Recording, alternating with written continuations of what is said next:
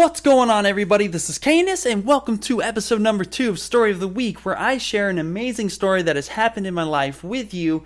And although it might seem like I'm bending the truth a bit, honestly, I am not. So these are awesome little stories that has happened that I thought would be a nice way for you to kind of get to know me a little bit more. And real quick, if you have not seen episode number 1, go ahead, pause this video, check that out. The description should have the link or at least a little annotation down at the bottom right hand side for you to go click that and check that out, and you can come on back because that one has a lot to do with beer cups and pink bathrobes. So I think you might enjoy that. Alright, let's go ahead and get into it, guys. So, episode number 2 is how I landed my very first girlfriend back in high school. You know, the good old Western days where we had 6-shooters and pagers and cell phones were not really that big of a deal. So, well, I went to Burbank High in California, Southern California, and it was about 2001 when I graduated. But when I was about 14, 15 years old, I was a freshman and was in track and field, and I did a lot of things. I did long jump, triple jump, high jump, and also pole vaulting. And, you know, there's one day close to summertime, we were all about ready to graduate. We had the biggest track meet that was coming up ever, okay? And this thing was huge because there was a rival school down the street, Burroughs, and we had to beat them, all right? We couldn't end the school year without our letters and not beating them. So we really had to just destroy these guys, you know? And so our coach, he must have done something right that day because we're all sitting on the bleachers on the outside. And after he pumped us up, he's like, all right, guys, we got to go. Got to get that, mile and a half warm up. Then you hit your event. You're going to practice your event until you drop dead and then you're going to do it again. When he was like, break. All right, we all started getting off the bleachers and running to this little 3-foot fence. But before you think 3 feet, I want you to add another 3-foot drop after that fence. So a total of 6 feet. And everybody just started hopping over this thing like it was nothing, So we looked like a swarm of ants hopping over it. And I was one of the last people to I'll do it, right? Have to. You just got to do what your team is doing.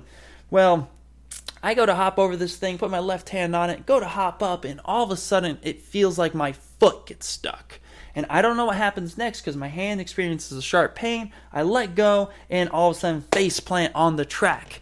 Now, real quick, if you are at school watching this or you were at school earlier today, you probably are standing on the track or somewhere near it, and you're like, well, this thing is rubber. Nah, it wasn't one of those. This was solid gravel dirt, all right? Right on my face. Boom, left side, just ripped it up. And I just remember blacking out for a second, popping up real quick, and all of a sudden, covering my face, right? And this guy comes up to me, and he was like, yo, dude, man, that was awesome. Are you okay? And I was like, get out of my face, because I was in pain. And he was like, well, okay, let me take you to the nurse. And the coach came over, and he's like, yeah, let him take you to the nurse. So on the way over to the nurse, I see this cute little thing walking down the street, walking down the hall. And, I had my eye on this girl for a long time. She was actually in our group. Her name was Caroline. She's really just awesome girl. And so as I'm walking down the hall and she gets closer and closer, her eyes get wider and wider as she recognizes that it's me with half a face. So she comes up and she's like, Ian, are you okay? Is everything all right? And I was like, yeah, I'm kind of sore. My neck hurts a little bit, but it's no big deal. I took a little spill. And she's like, no big deal. Half your face is gone. And I was like, hey, it's totally fine. She's like, well, I hope everything's okay. And then it clicks in my head. This is your shot, bro. This is the one. This is that moment. So I look at her right in the eye and I was like, if you want to make sure I'm okay, let me call you later on tonight. Right? You guys know where this is going. So she was just like, oh, you know what? That's an awesome idea. I'll be home by 6.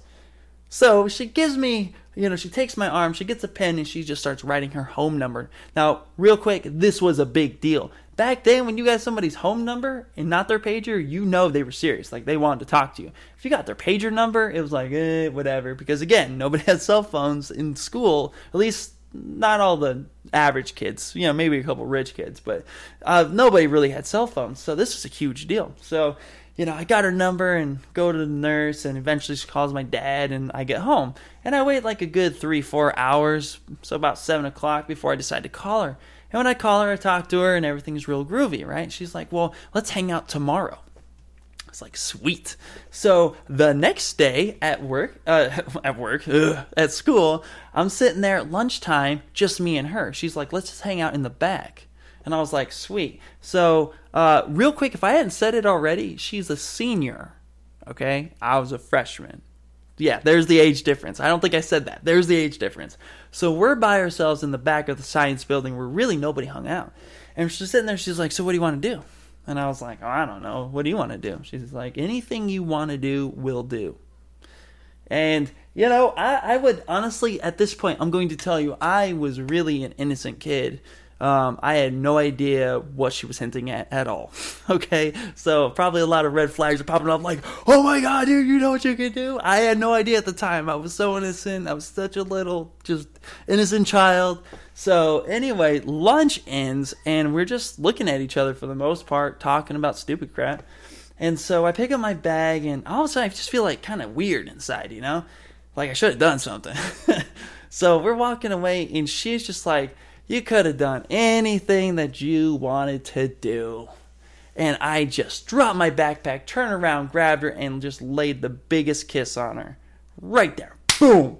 Just totally knocked her lights out. And when I got done, which by the way, I don't know how long it was, but it felt like a really long kiss. She was just like, oh, that's what you had in mind. And I was like, yeah, that is actually what I had in mind. And then I realized I probably had a really dirty mind than she did. So, woo, thanks for me. And after that, you know, it's just one after the other. You know, we just connected, and then we ended up, she ended up graduating, and then having summer was the best summer of my life because I actually had my very first girlfriend. So there you go, guys. I hope you enjoyed this story. If you did, please give it a like and a fave. Also, too, don't forget to share. Check out my live stream on ustream.tv/channel/the kayinus project. Because every Friday night, I have Friday Night Gaming where we hang out. I play a game. This week will be part 2 of The Legend of Zelda Ocarina of Time. We're going through that. It seems to be a big hit. Everybody was enjoying it. So thank you if you were there. And I would love to see you there this coming Friday. And with that, I will talk to you guys later.